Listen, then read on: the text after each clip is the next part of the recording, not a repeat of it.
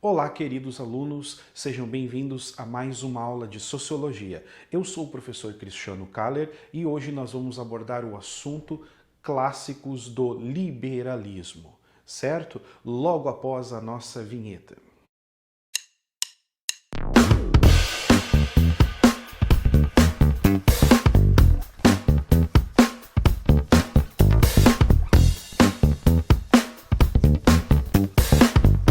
Então, meus queridos alunos, o liberalismo é um assunto que tem sido muito abordado e explorado nos últimos meses no nosso país.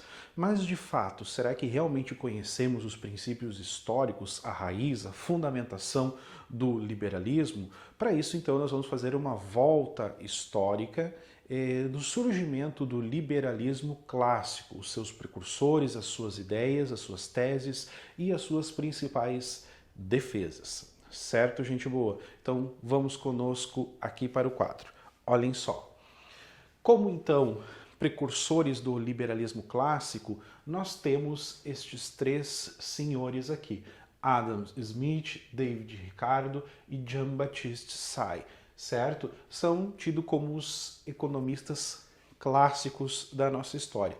É claro que devemos considerar que eles viveram no contexto do século XVIII.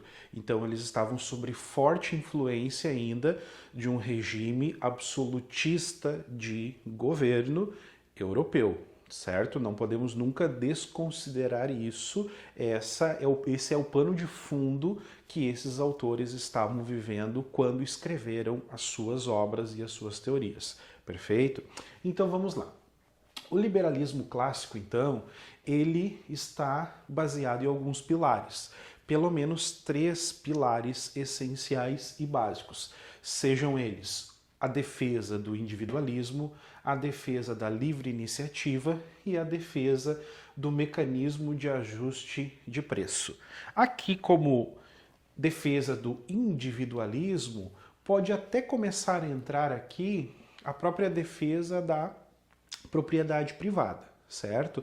De forma modesta, pacata, mas já temos aqui a defesa da propriedade privada do indivíduo, certo?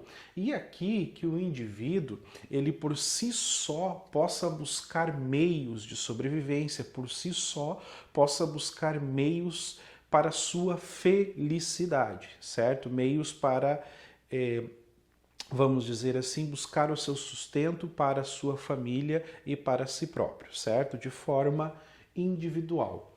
Outro pilar, a livre iniciativa. Aqui nós temos um detalhe bem importante, que aqui nesta livre iniciativa, os economistas clássicos defendem a seguinte ideia, que o Estado, então, não deve se meter no comércio, na economia, certo? Eles defendem um livre comércio, então, sem essa intervenção estatal. Nesse livre comércio também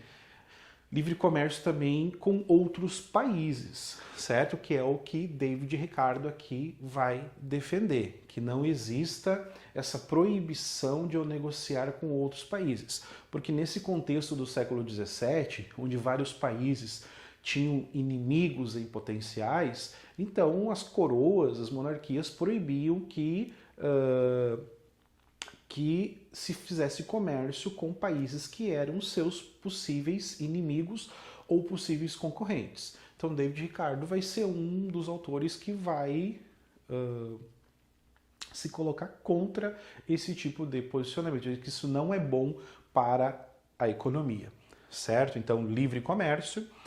Outra questão da livre iniciativa, a livre negociação.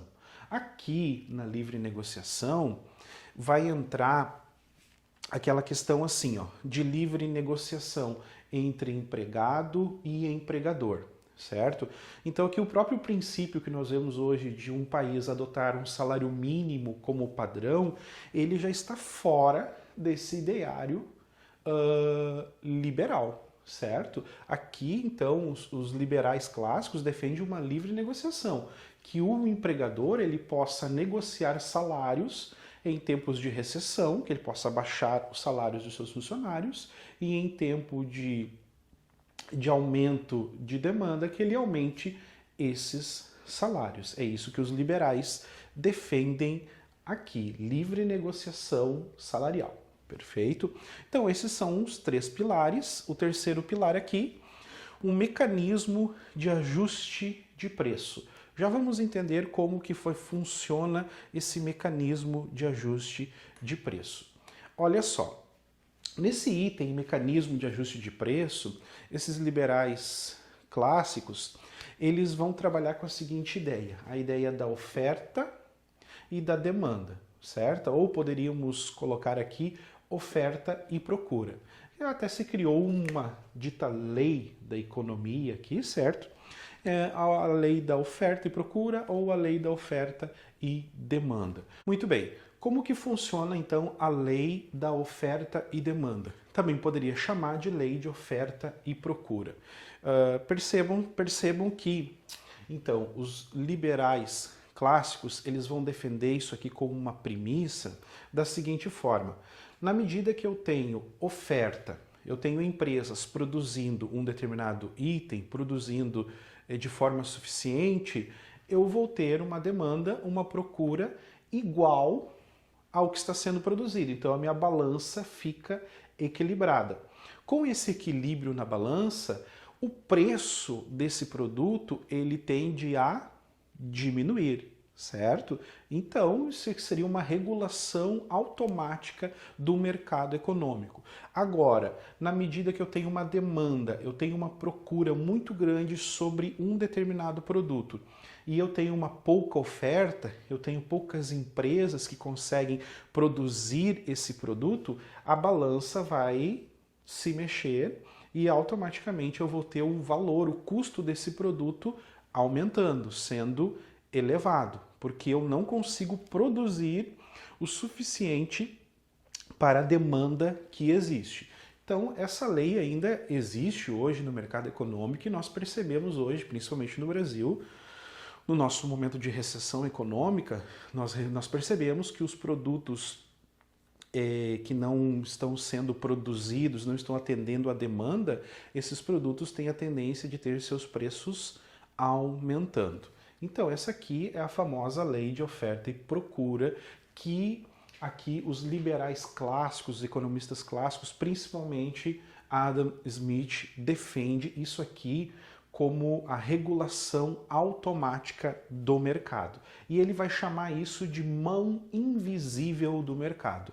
Ou seja, não precisa o Estado intervir no preço das coisas, o Estado intervir no preço das mercadorias, o Estado intervir em taxações de mercadorias internacionais ou mercadorias internas. Não era necessário. A simples lei de oferta e demanda daria conta de fazer essa regulação, segundo a ideia dos economistas clássicos. Mas aí, então, essa lei de oferta e demanda, ela produziria esse índice de mercado. O preço das mercadorias seriam, então, regidas por esta lei. O modelinho, então, aqui seria o ciclo natural do equilíbrio econômico de uma nação. Olha só como que eles colocam isso. Então, existem momentos que uma nação vai passar por um processo de recessão. Eles tinham muito claro isso, ok? Então, quando eu tenho um processo de recessão, logo isso vai me gerar um processo de desemprego. Quando eu tenho desemprego, as pessoas diminuem o seu poder aquisitivo, porque elas têm que guardar o pouco que elas têm, que elas trabalharam, elas não podem largar esse dinheiro no mercado, então elas seguram isso. Então eu vou ter automaticamente uma queda de consumo. E quando eu tenho essa recessão e essa queda de consumo, é aí que o capitalista, então, ele quer ter, o liberal, ele quer ter a oportunidade de fazer uma renegociação salarial. Por que isso aqui? Imagine que eu tenho uma padaria, eu tenho um mercadinho e devido à recessão eu tenho uma queda nas minhas vendas, certo?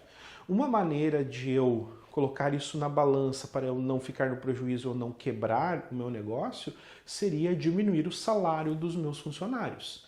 Uma vez que eu diminuo o salário dos meus funcionários, eu até mesmo posso diminuir o preço das mercadorias também que eu tenho no meu mercado. E com isso, a procura pelos meus itens, pelos meus produtos no meu mercado aumentariam. Então, os liberais defendem essa renegociação salarial em tempos de recessão, certo?